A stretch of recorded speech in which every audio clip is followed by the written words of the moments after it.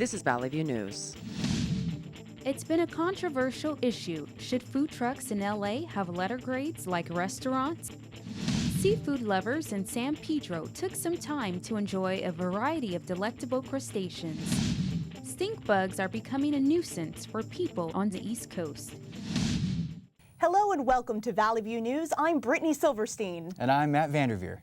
Taco trucks are a sort of landmark on many Los Angeles streets, but street food has a stigma a proposed ordinance may help resolve. Valley View News' Ryan Fonseca explored the issue. Thank you, Brittany. They've been called roach coaches, and some say they're unhealthy. But vendors I've talked to are ready to embrace a grading system for the trucks and their food. It's widely seen as a way to break down those negative stereotypes.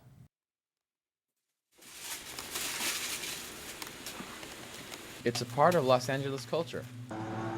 And you know it when you taste it. Lancheros, or Hispanic food vendors, have been on the streets serving for years. But a new ordinance set for a vote by the Los Angeles County Board of Supervisors could change the way some vendors do business.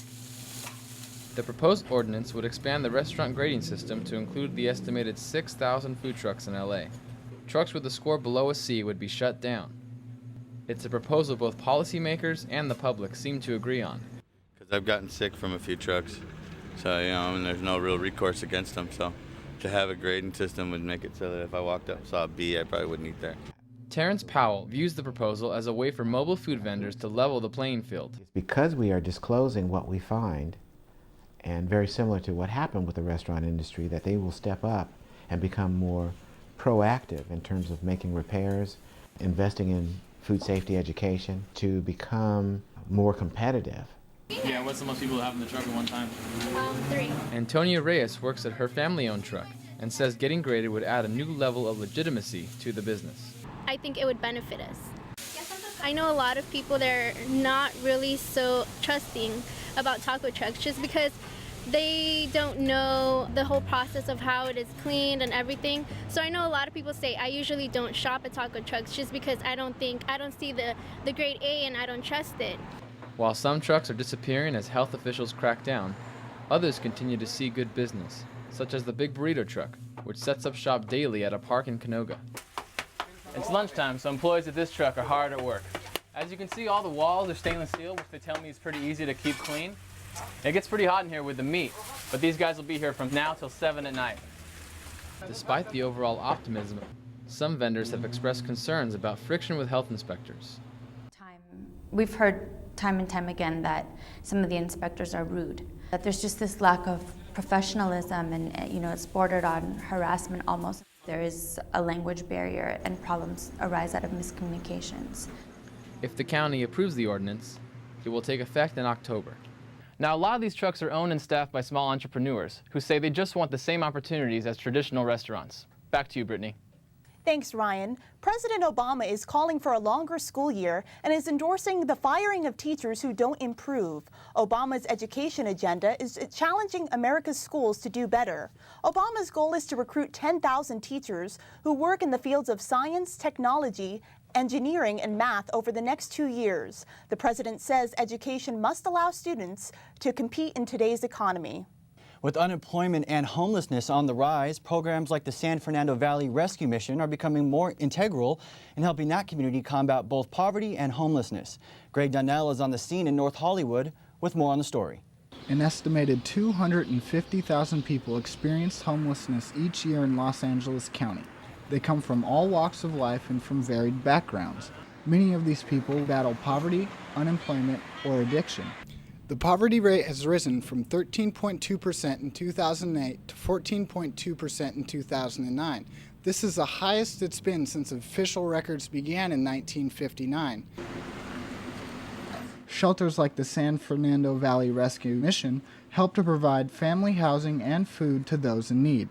As Rescue Mission Director Brian McKinney points out, the mission is there to provide a foundation for a new beginning. When they come to our door, they've been so beat up by life and circumstances and a bunch of other things. We spend quite a bit of time just trying to encourage them and to say, hey, it's not the end of the world. Okay, yeah, this is the bottom, but it's all up from here, right? The Mission Rescue Housing Program only accepts families that have passed a strict screening test. The shelter houses up to 28 people a night in dormitory-style sleeping arrangements.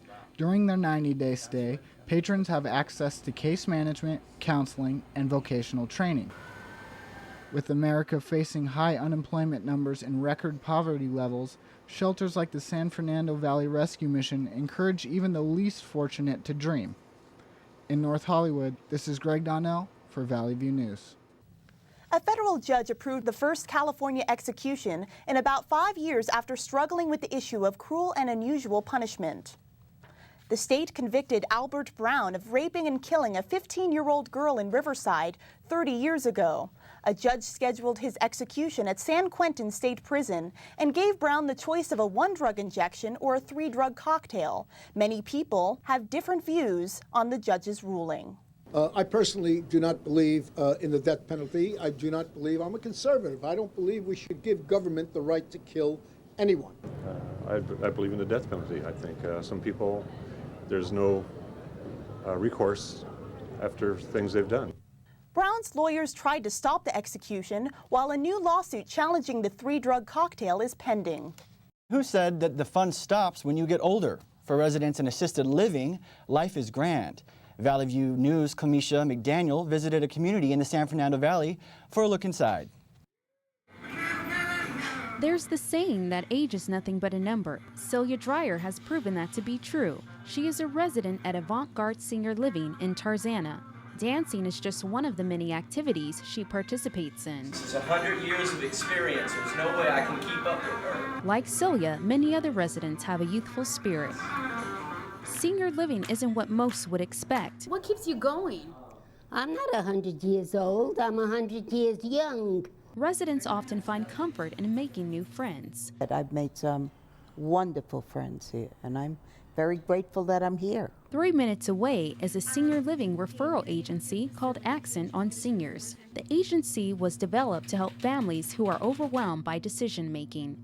Founder Lori Solomon says families should prepare before moving. They really do need to have a handle on what the finances are, how much mom can afford on a monthly basis, and to understand their care needs. Then we can very easily then match them up with the right places. I visited with 87-year-old Jacqueline Bocal, who lives at Avant-Garde. She felt she had no other options after losing her husband. My husband died, and there was no place for me to go but senior living.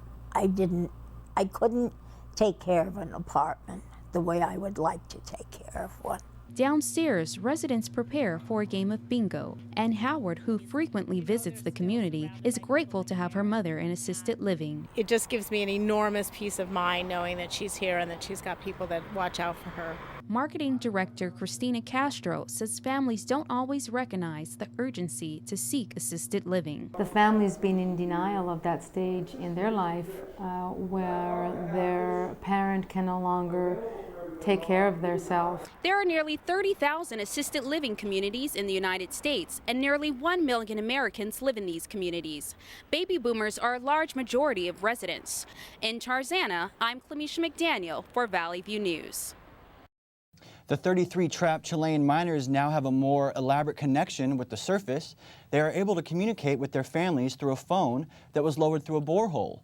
Officials say the goal is to keep miners on a disciplined routine so that they stay both physically and mentally fit.